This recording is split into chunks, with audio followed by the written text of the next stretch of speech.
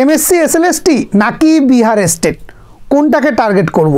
কিছুতেই বুঝে উঠতে পারছি না। যখন এমএসসির পরীক্ষার কোনো রেট দিচ্ছে না, সেই সময় বিহারে একটা বিপুল নিয়োগের নোটিফিকেশান চলে আসে এবং আমি সেই ফর্মটাও ফিল আপ করে রাখি।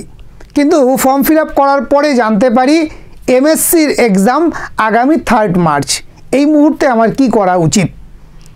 আশা করি তুমিও এই একই দ্বন্দ্বে ভুগছো। যদি তুমিও এই দ্বন্দ্বে ভুগে থাকো তাহলে তোমার জন্য এই ভিডিওটা, আর কমেন্টে জানাও তোমারও মনে কি একই প্রশ্ন জাগছে। So hello students, welcome to BSSCI বেলুড়ে তোমাদের সকলকে স্বাগত। আজকের বিষয় এমএসসি এসএলএসটি নাকি বিহার স্টেট, কোনটা তোমার টার্গেট হবে, কোনটা টার্গেট করা উচিত। সবার আগে একটা ছোট্ট কথা বলি, প্রয়োজনম অনির্দিশ্য নামন্দপি প্রবর্ততে। প্রয়োজন ছাড়া কোনো কাজেই আমাদের প্রবৃত্তি হয় না। তাই আগে বুঝতে হবে যে কোন জায়গাতে আমার প্রয়োজন সিদ্ধিটা বেশি হবে, আমার স্বার্থটা কোথায়। তো প্রথমেই কতগুলো প্রশ্ন তোমাদের সামনে তোমায় নিজেকে প্রশ্ন করতে হবে। সেগুলো কি কি? প্রথমত, কম্পিটিশন কোথায় সব থেকে কম, চাকরি পাওয়ার চান্স কোথায় সব থেকে বেশি, সেটা এমএসসি এসএলএসটি নাকি বিহার স্টেট। এবার এই কম্পিটিশন কম বা চাকরির সুযোগ বেশি বিষয়টা মূলত নির্ভর করে কোথায় সিট সংখ্যা বেশি অ্যাসপিরেন্টসের তুলনায়। তাহলে এই একটা আলোচনার জায়গা। 2 নম্বর বিষয়, মাইনে কেমন পায়। ডিএ নিয়ে কি আমাদের রাজ্য সরকারের সাথে প্রতিনিয়ত ঝামেলা করতে হবে, কোথায় আমি মাইনেটা বেশি পাবো। 3 নম্বর যে বিষয়টা, চাকরিটা আমাকে কোথায় করতে হবে, আমার বাড়ির পাশে নাকি বাড়ি থেকে 200 কিলোমিটার দূরে নাকি বাড়ি থেকে 2000 কিলোমিটার দূরে। যদি আমার বাড়ি থেকে 500 কিলোমিটার দূরে আমার চাকরির জায়গা হয়, সেক্ষেত্রে আমার বাড়ির লোক কি পারমিশন দেবে? আমি কেন এই প্রশ্নটাকে সবার শেষে রাখলাম, তার একটাই কারণ, অনেকেই সবার প্রথমে এটা করে, ও বিহারে চাকরি করতে যেতে হবে, না আমার বাড়ি থেকে ছাড়বে না। আগে তুমি চাকরিটা তো পাও, আগে তুমি পরীক্ষাটাতে কম্পিটিশন করে প্রমাণ করো যে তুমি বিহার স্টেট পেয়ে গেছো, তুমি চাকরি পেয়ে গেছো, তারপর ভাববে তুমি জয়েন করবে কি করবে না। তাই প্রথমে এই প্রশ্নটা ভাবার কোনো মানেই হয় না। বোঝাতে পারছি? হ্যাঁ, অনেকে বলতে পারো যে স্যার আমার বাড়ি থেকেই যদি যেতে না দেয় তাহলে আমি কেন ভাববো। একটা ছোট্ট জিনিস বলে রাখি ভিডিও শুরুতেই, সেটা হলো যখন তুমি চাকরিটা পেয়ে যাবে, নিশ্চিত রূপে চাকরির হাতছানি, হাতে অ্যাপয়েন্টমেন্ট লেটার চলে আসবে, তখন তোমার বাড়ির মানুষগুলো তার ডিসিশান বদলে বলবে, আজকে যদি উত্তরবঙ্গে চাকরি করতে যেতিস তোকে বাড়ি থেকে 200 কিলোমিটার দূরে যেতে হতো, সেখানে না হয় 300 কিলোমিটার দূরে পাটনাতে গিয়েই করলি, অসুবিধা কোথায়? চাকরিটা তো হলো, চাকরিটা তো আমি পেলাম।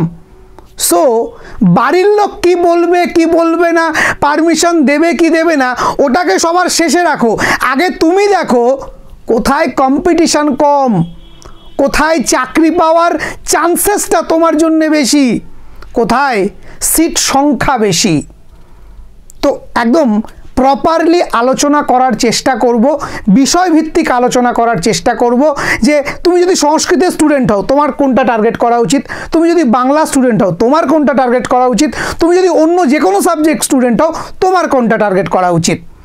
তো সবার প্রথমে আমি যদি বাংলার ছাত্রছাত্রীদের দিকে তাকাই, যাদের বিষয় বাংলা, তাহলে প্রথমেই কি বললাম, আমার চাকরি পাওয়ার চান্সেস কোথায় বেশি। তাহলে আমাকে দেখতে হবে এমএসসি এসএলএসটিতে সিট সংখ্যা কত।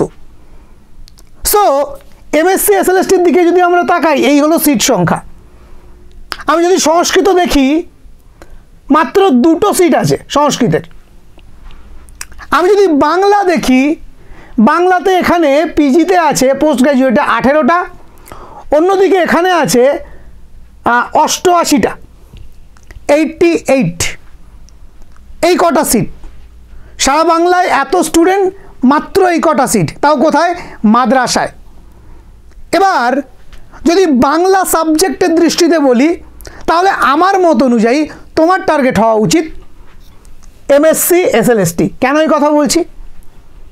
কারণ বাংলা পড়াতে গেলে সবথেকে বেশি চাকরির সুযোগ কিন্তু এই পশ্চিমবঙ্গে, কারণ বিহারের মূল ভাষা কিন্তু বাংলা নয়।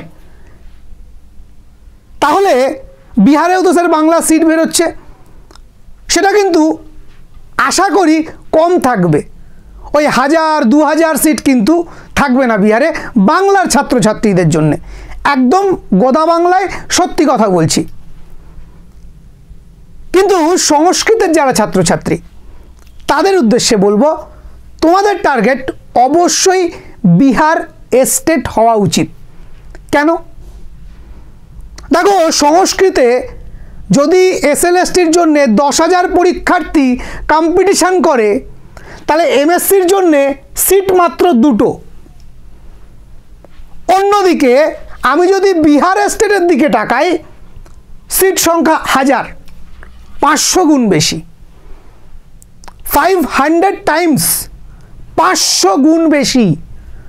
এখানে 2টো, ওখানে 1000, 9, 10, 11, 12 মিলে তুমি দুটোতেই কম্পিটিশন করতে পারছো।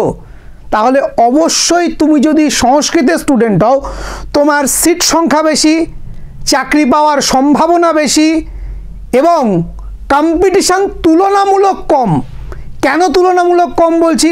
তুমি বলতেই পারো স্যার এমএসসিতে শুধুমাত্র বাংলার ছাত্রছাত্রীরা করছে, কিন্তু স্টেটে অল ইন্ডিয়া থেকে করছে। রেশিওটা বোঝো। আমি অন্তত বলতে পারি বাংলার ছাত্রছাত্রীরা, সংস্কৃতের ছাত্রছাত্রীরা এসএলএসটির জন্য যে পরিমাণ তৈরি আছে আজকের ডেটে, অন্তত আমি আমার পড়ানোর অভিজ্ঞতা থেকে বলছি, আমার ইনস্টিটিউশনের ছাত্রছাত্রীদের দেখে বলছি, তারা স্টেটে পরীক্ষা দিলে চাকরি নিশ্চিত। তারা যদি একটু খেটে স্টেটটা দেয়, সংস্কৃতের ছাত্রছাত্রীরা চাকরি নিশ্চিত। তাই তোমার স্বপ্ন যদি একটা গভর্নমেন্ট এক্সাম হয়, তাহলে তোমার বাড়ি থেকে 200 কিলোমিটার না 300 কিলোমিটার দূর সেটা ম্যাটার করবে না। ম্যাটার করবে কম্পিটিশানটা কোথায় কম, তুলনামূলক সিট সংখ্যা কোথায় বেশি, আমার চাকরি পাওয়ার সম্ভাবনা কোথায় বেশি। আমি একটা ছোট্ট সিনারিও বারবার বলি, আবারও বলছি, লাস্টবার যে বিহার স্টেট হলো, সেখানে এই 1 লক্ষর মধ্যে অন্তত 80,000 পরীক্ষার্থী ইউপির ছিল। তারা এসে পুরো বিহারের জায়গাটাকে কিন্তু ক্যাপচার করে নিয়েছে, চাকরিগুলো নিয়ে নিয়েছে। এবার বাংলা ঝাঁপিয়েছে, এবার বাংলা লড়বে, বাংলার ছেলে মেয়েরাই গড়বে, বাংলার ছেলে মেয়েরা পারবে, এটা আমি একদম বলে দিতে পারি, অন্তত সংস্কৃতের ক্ষেত্রে, কারণ আমি ওদেরকে নিয়ে ওঠা বসা করছি প্রতিনিয়ত।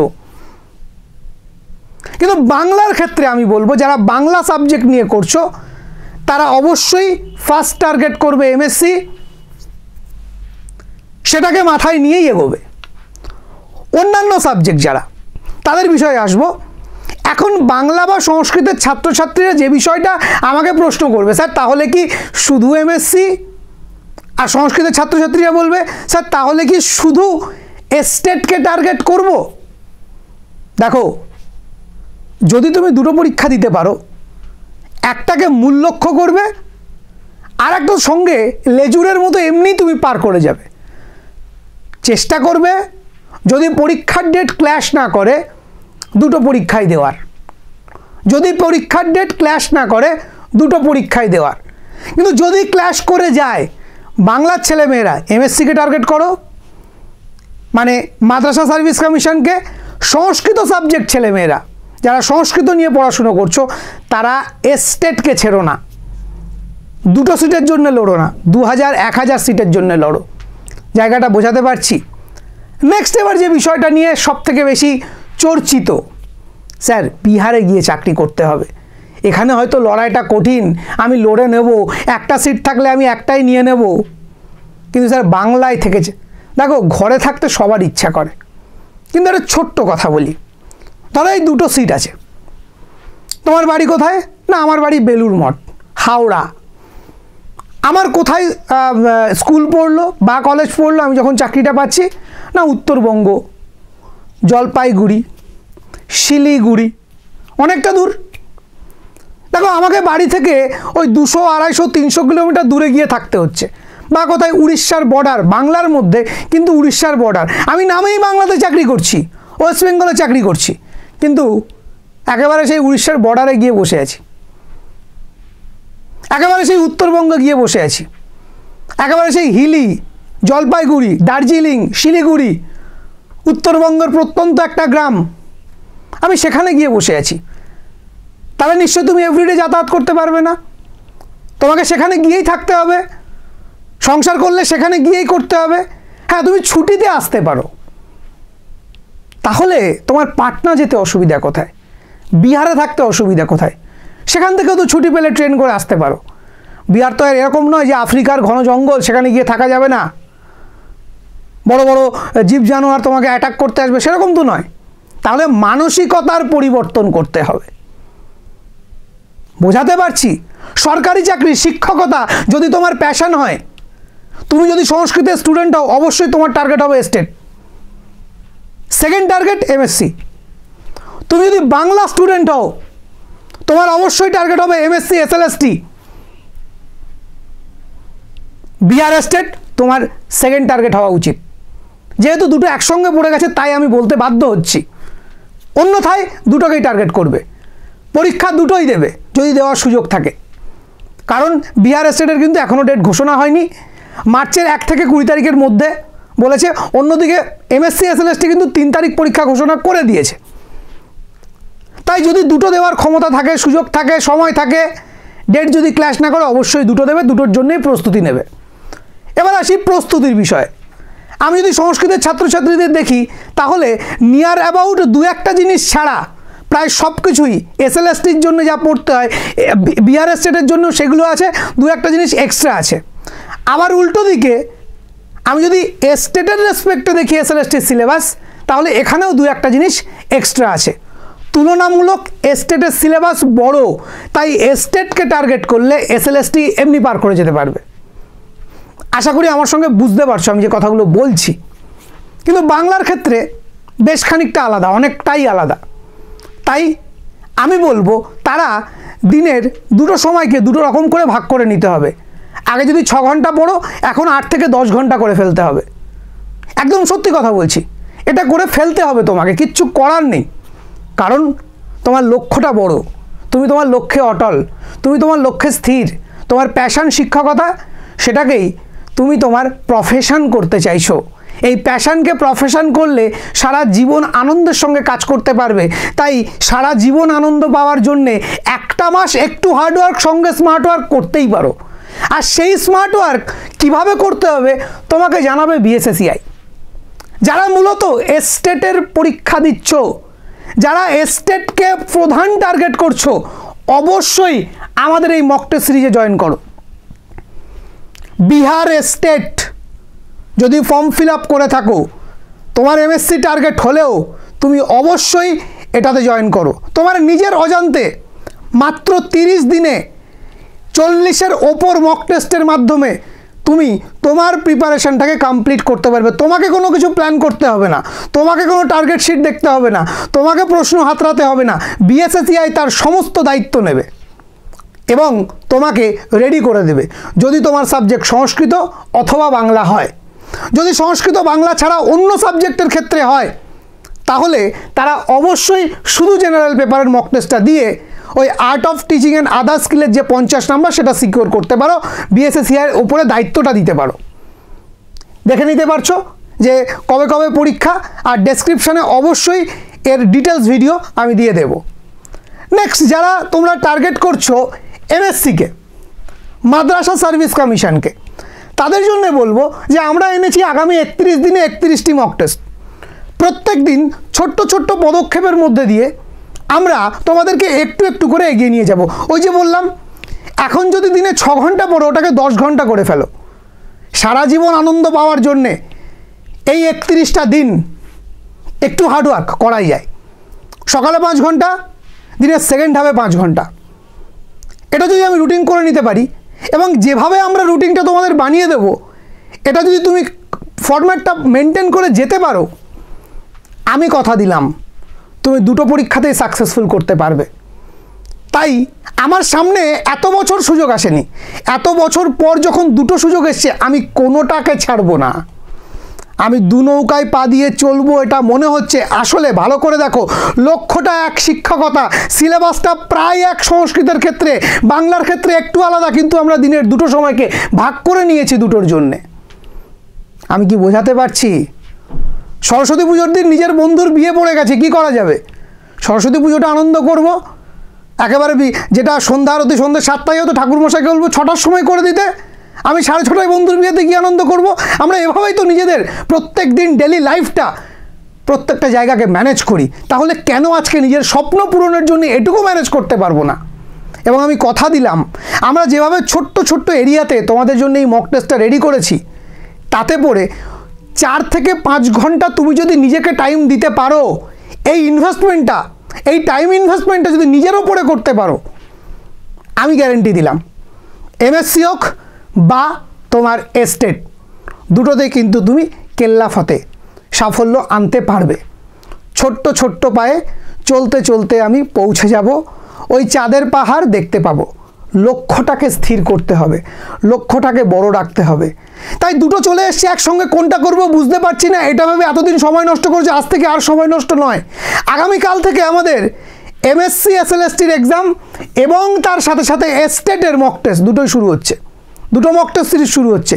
যারা মনে করছো যে বিএসএসসিআইয়ের সঙ্গে নিজের প্রস্তুতিটা করবে, তারা অবশ্যই আমাদের ডেসক্রিপশানে দেওয়া নাম্বারে ফোন করো, হোয়াটসঅ্যাপ করো। আর এটুকু বলতে পারি, বিএসএসসিআইয়ের সঙ্গে আগামী 1 মাস যদি এই সিরিজটা ধরে তুমি এগোতে পারো, তোমাকে আলাদা করে কোনো রুটিন করতে হবে না। এবং এই পুরো সিরিজটার মধ্যে পুরো সিলেবাস কমপ্লিট করানো, পুরো সিলেবাসটাকে 2বার রিভিশন দেওয়ানোর দায়িত্ব বিএসএসসিআইয়ের।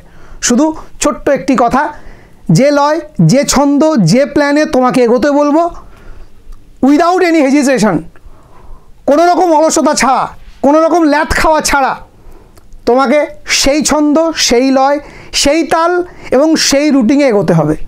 খুব বেশি না, দিনে 4 থেকে 5 ঘন্টা এক একটা সেক্টরের জন্য সময় দাও। আমি বলছি 1 মাসের মধ্যে 2টো চাকরির তুমি সাকসেসফুলি দেখতে পারবে, তোমার নিজে অনুভব করতে পারবে। এবার যে বিষয়টার কথা, যেটা সবাই বারবার বলছো, বাড়ি থেকে মানবে কিনা, এখন মানছে না ছেড়ে দাও, অন্তত পরীক্ষা দিতে যেতে পারবে, অন্তত এই মানসিকতা তৈরি করো যে আমি একদিনের জন্য বিহারে যাব পরীক্ষা দিতে, সেটা তো মানবে। চাকরিটা পেয়ে যাও, তারপরে তুমি মানিয়ে নিতে পারবে। স্যার আমি গৃহবধূ কী করে যাব, কি করব, কি হবে কি না হবে দেখা যাবে, আগে তো পরীক্ষাটা দাও। পরীক্ষা দিলেই চাকরি হয়ে যাচ্ছে না, অন্তত এই পরীক্ষা তোমার জায়গাটা বুঝিয়ে দেবে তুমি এসএলএসটির জন্য কতটা প্রস্তুত। আর পশ্চিমবঙ্গে যদি চাকরি পেয়ে যাও, ছেড়ে দেবে বিহার, অসুবিধা কোথায়? কিন্তু যদি না পাও, স্বপ্নটা কি সারা জীবন স্বপ্নই থেকে যাবে? একটা বার তো চেষ্টা করে দেখো, পারো কি না, হয় কি না।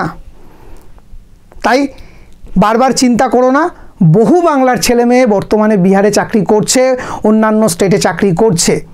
দেখবে ইউপি, উড়িষ্যা এবং বিহারের ছেলেমেয়েরা ভারতবর্ষের কোনায় কোনায় সরকারি চাকরির ক্ষেত্রে আজ প্রতিষ্ঠিত।